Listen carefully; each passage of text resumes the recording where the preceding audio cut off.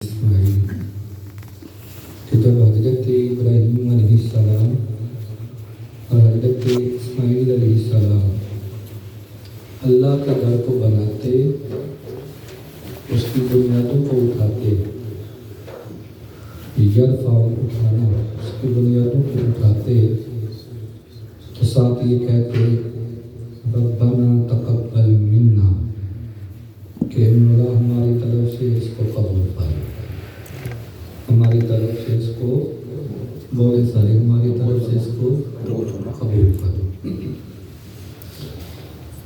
انکا انت السمیع العلیم، بے شک تو سب کچھ سننے والا بھی ہے اور جاننے والا بھی ہے۔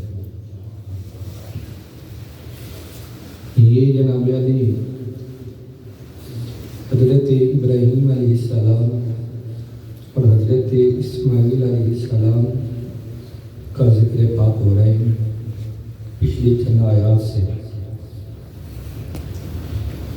تو آپ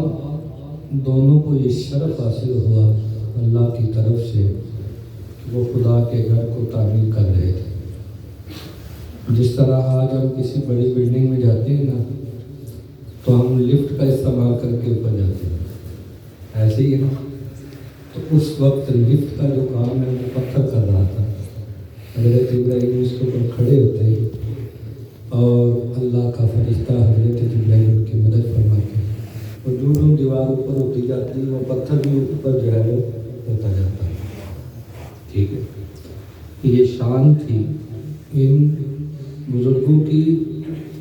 کہ وہ کس خلوص کے ساتھ اللہ کی بارگاہ میں جو ہے یہ کام کر رہے تھے، اور ساتھ یہ اپنی زبان مبارک سے یہ عزم کر رہے تھے مولا اس ہدیہ کو ہماری طرف سے قبول کرو۔ مثلا جس طرح اگر کوئی بندہ مسجد کے اندر $100 دیتا ہے اور ساتھ یہ دعا کرتا ہے مولا اس میرے ہدیے کو اپنی بارگاہ میں قبول، کہتے ہیں کہ نہیں سارے کہتے ہیں، نماز پڑھ رہے ہیں مولا قبول فرما، اور روزہ رکھ رہے ہیں مولا قبول فرما، دنیا کا کوئی بھی نیک کام کریں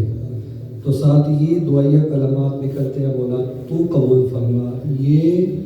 حضرت ابراہیم علیہ السلام کی دعا ہے، یہ حضرت اسماعیل علیہ السلام کی دعا ہے،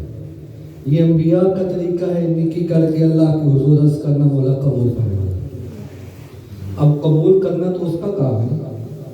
قبول کرنا بولے کس کا کام؟ اللہ کا کام ہے۔ تو دعا مانگتے رہنا یہ بندہ مومن کا کام ہے۔ الدعاء مخف العبادہ،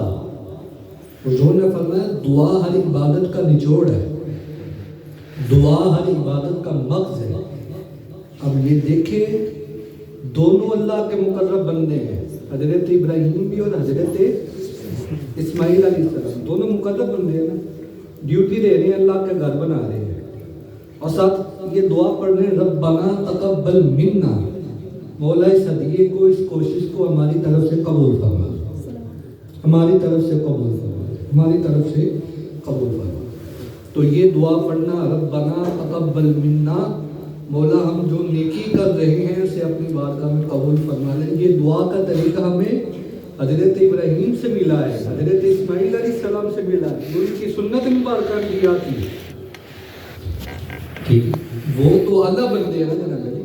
انبیاء کا طبقہ تو سب سے اعلیٰ ہے جناب، لیکن وہ جو طریقہ ہے امت کے لیے انہوں نے دیا، جو قیامت تک آنے والے جو مسلمان ہیں ہمیں طریقہ بتایا کہ جب بھی کوئی اچھا کام کرنا ہے ساتھ یہ پڑھنا ہے ربنا تقبل منا، مولا اس ہدیے کو اپنی بارگاہ میں قبول فرما۔ ٹھیک ہے نا؟ تو یہ حضرت ابراہیم علیہ السلام نے اور حضرت اسماعیل علیہ السلام نے اللہ کے گھر کو جو ہے وہ تعمیر کیا۔ ٹھیک ہے نا بھائی؟ تو اللہ نے پھر ان کو عظمت عطا فرمائی، حضرت اسماعیل علیہ السلام ذبیح اللہ بنے، حضرت ابراہیم علیہ السلام خلیل اللہ بنے۔ یہ جد امجد ہیں تمام انبیاء کے اور رسول اللہ صلی اللہ علیہ وسلم کی، تو انہوں نے یہ ہمیں درس دیا۔ ٹھیک ہے، تو یہ کعبۃ اللہ ویسے تو حضرت آدم نے جو ہے اس کی بنیاد رکھی تھی، پھر طوفان نوح کے بعد پھر اس کو اٹھا لیا گیا پھر باقاعدہ تعمیر حضرت ابراہیم علیہ السلام کے حصے میں آئی، حضرت اسماعیل علیہ السلام کے حصے میں آئی، نبی پاک صلی اللہ علیہ وآلہ وسلم کے حصے میں بھی آئی۔ پھر اس کے بعد حضرت عبداللہ ابن زبیر صاحب رسول ہیں، حجاج بن یوسف نے ان کو شہید کیا تھا اور ان کی باڈی کو کعبۃ اللہ کی دیوار کے اوپر لٹکا دیا تھا۔ حضرت عبداللہ ابن زبیر رضی اللہ عنہ بڑے مقبول صحابی تھے، حضور علیہ السلام کی بات یہ شرف حاصل ہے بخاری شریف کا ذریعہ حدیث پاک ہے حضرت عبداللہ ابن زبیر کے بارے میں حضور نے یہ پچنے لگے خون مبارک، تو حضرت عبداللہ کو دیا کہ اس کو کسی جگہ پہ کرتے ہیں، تو حضرت عبداللہ ابن زبیر نے کہا یہ تو مبارک خون مبارک ہے جو حضور کے جسم مبارک سے نکلا ہے، تو حضرت عبداللہ ابن زبیر نے وہ خون پی لیا۔ تو جب حضور کی بارگاہ میں آئے، صحیح بخاری کی حدیث ہے، تو حضور نے پوچھا وہ کہاں ہے جو خون تمہیں میں نے دیا تھا؟ حضرت کہا یا رسول اللہ صلی اللہ علیہ وآلہ وسلم وہ تو میں نے پی لیا۔ حضور نے فرمایا خدا کی قسم ہے عبداللہ ابن زبیر، اب تیرے جسم میں میرا خون شامل ہو گیا ہے، اللہ نے تیرے اوپر جہنم کی آگ کو حرام کر دیا۔ یہ وہ حضرت عبداللہ ابن زبیر ہیں کہ جن کو شہید کر کے حجاج بن یوسف نے ان کی میت کو کعبہ کے اوپر لٹکا دیا تھا، اور ان کی والدہ اتنی صبر والی تھی، انہوں نے حجاج بن یوسف بڑا ظالم بادشاہ تھا،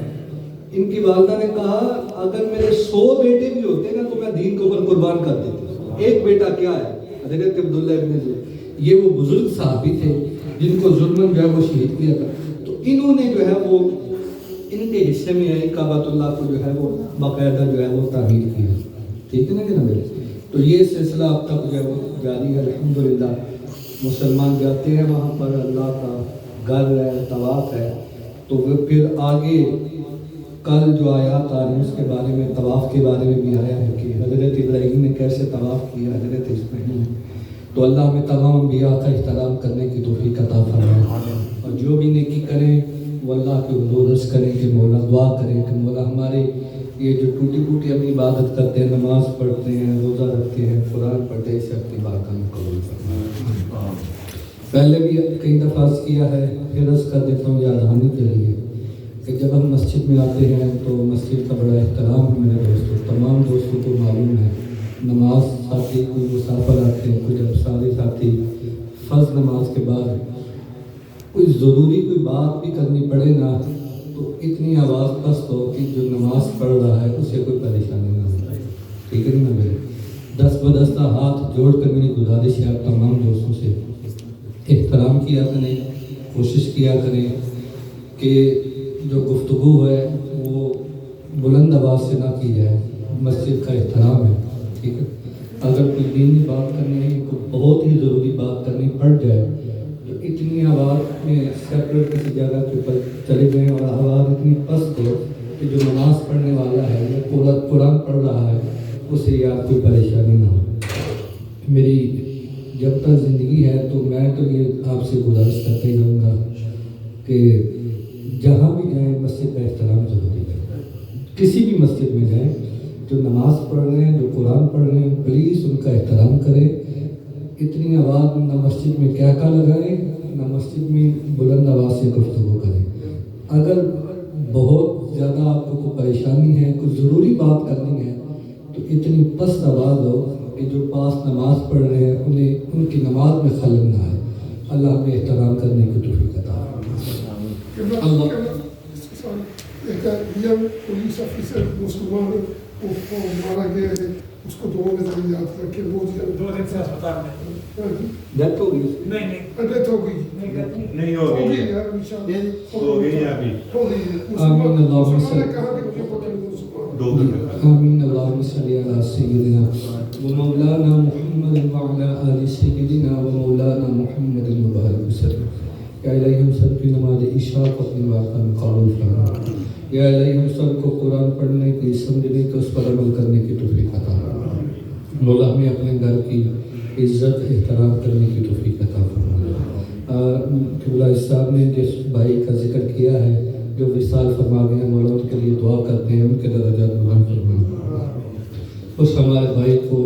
آخرت والی منزلیں آسان فرمانا، ان کے ماں باپ کو، خاندان والوں کو صبر جمیل عطا فرمانا۔ یا الہی ترکی کے اندر ملک شام میں جو زلزلہ آیا ہے اور جو لوگ ہزاروں کی تعداد میں اس دنیا سے چلے گئے ہیں، ان سب کی بخشش فرمانا۔ یا الہی جو بے گھر ہوئے ان کی مدد فرمانا، جو ابھی بھی ملبے تلے دبے ہوئے ہیں مولا ان کی مدد فرمانا۔ یا الہی جو زخمی ہوئے ہیں ان کو صحت و تندرستی عطا فرمانا، ہمارے ملک پاکستان کی حفاظت فرمانا۔ یا الہی آسمانی آفتوں سے، زمینی آفتوں سے تمام لوگوں کو محفوظ فرمانا۔ مولا ہم سب کو توبہ کی توفیق عطا فرمانا۔ صلی اللہ تعالی علیہ وسلم۔